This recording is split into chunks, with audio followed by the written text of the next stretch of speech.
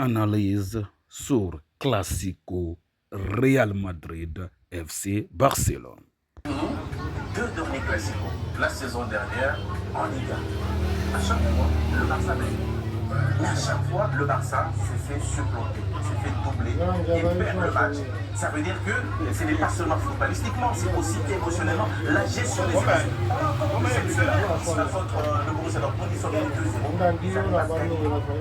2-0. Aujourd'hui, j'ai l'impression qu'au Real, on est en train de changer d'ADN. Aujourd'hui, l'ADN du Real, c'est plus un ADN psychologique.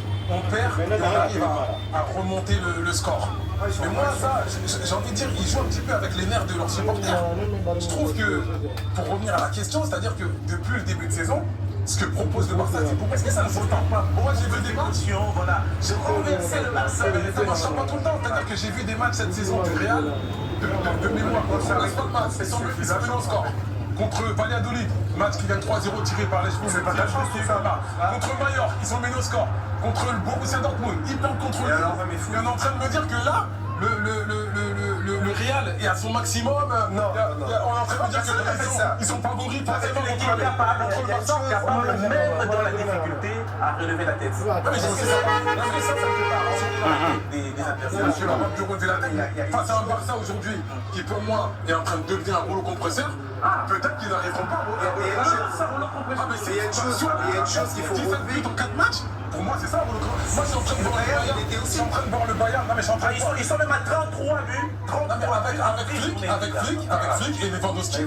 J'ai l'impression que dans ce qu'ils démontrent en termes de jeu, j'ai l'impression de voir le Bayern il y a quelques années. C'est-à-dire que là, on retrouve une équipe qui attaque, qui marque en attaque placée, qui marque en attaque rapide, avec des individualités qui font service du collectif. On a Yamal, on a Lewandowski qui marque, on a Rafinha qui a jamais été aussi fort. Vous avez parfaitement raison. Regardez ces chiffres. 33 buts marqués. C'est la première attaque. La deuxième, c'est le Real Madrid. Regardez. 12 buts de moins. Mais s'ils sont pas favoris, ils sont très proches d'être favoris, je trouve. C'est-à-dire que là, pour répondre à Fousseni par rapport au Real Madrid, il ne faut pas oublier que toutes les équipes qui jouent contre le Real, ils veulent faire le match de leur vie, parce qu'ils jouent contre la meilleure équipe du monde. Forcément, quand ils arrivent, ils sont à 200%. Que ce soit Celta Vigo, que ce soit Villarreal, que ce soit Manchester City, que ce soit le Barça, que ce soit Bayern, ils jouent contre le Real comme si c'était le match de leur vie. Est-ce que je vous donne cette ascendance psychologique? Il a raison. Est-ce que le Real dispose toujours de cette ascendance psychologique sur le Barça? Bien sûr. Jusqu'à preuve du contraire, oui. Ils ont gagné les 4 derniers matchs. J'ai qu'un demi-match dessus depuis quelques saisons maintenant. Non, forcément. Mais que tout le monde depuis 2023, ça remonte à 1 an et demi la dernière. C'est la Coupe d'Espagne. Il n'a jamais aimé Real. C'est le Real Madrid qui les a C'est lui gagnés. qui parle là. Lui, il n'a jamais aimé Real Les Madrid. 3 précédents, c'était le Barça qui les a gagnés. Il n'a jamais aimé. Il a dit que 90% des trophées de Real Madrid sont truqués. Il n'a jamais aimé Real. de Barcelone et 52 matchs nuls. Voilà. Lui, il n'a jamais aimé Real. 90 victoires sous Messi. Il est toujours pour le Barça. Nabil Djeli. que tout le monde ait envie, non mais que tout le monde ait envie de battre le Real Madrid. Ah mais oui. C'est normal. Mais ça change rien en fait à ce que aujourd'hui propose le Barça. Ça, je suis d'accord. Moi, j'ai adoré.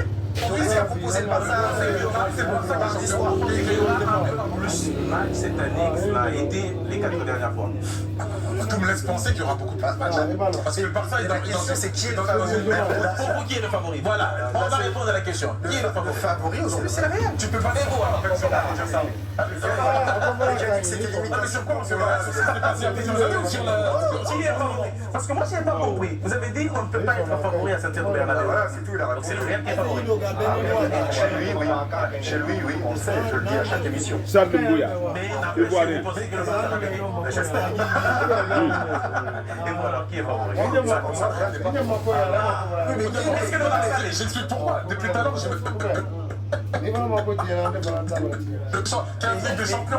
C'est pas Le dernier match exactement, c'est tout. Moi, je de Liga, il y avait pas pourquoi vous allez me chercher l'histoire de il y a 200 ans, Il y a 2-2, la Liga marque dans les arènes. Mais la question, il y a 50 ans. la question, c'est pas de savoir si le Barça peut battre le Real. Parce que moi, je pense comme Fous. Actuellement, c'est vrai que dans la dynamique du Barça, ils sont capables de battre le Real. Par rapport à ça, Vous les mettez jamais favoris. les favoris. Non mais c'est la même chose. Mais non, c'est pas la même chose. Mais non. Mais non, C'est exactement la même chose. Non, mais après, on a le droit Exactement pareil. Puis on a tout simplement le droit d'espérer, comme tu sais. Il va être rattrapé par la réalité. Moi, j'ai toujours dit, quand je pensais que le Real allait être c'est le mot de la fin. C'est le mot de la fin sur ce thème. Et on prend le résultat. Ah, c'est vrai, j'étais